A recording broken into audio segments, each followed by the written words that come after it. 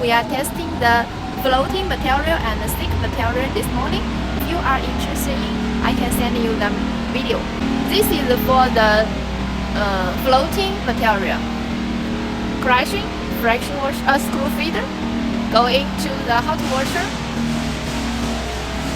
friction washer, then floating washing tank.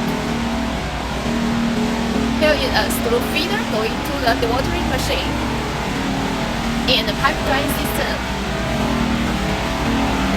Here is the zigzag separator and the packing. This packing is for the weight packing. Okay, here is another line for the hard material, solid material, just like bottles, containers for testing. You can see the belt conveyor to go into the crusher. Then belt conveyor going to the grinder. This designed for two crushers.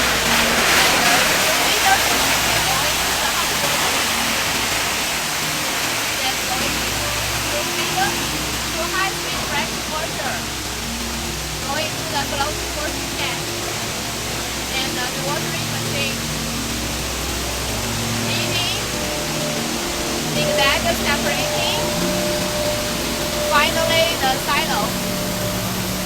Yeah, and the final machine is automatic packing. Here is the electric cooker. You can design for it.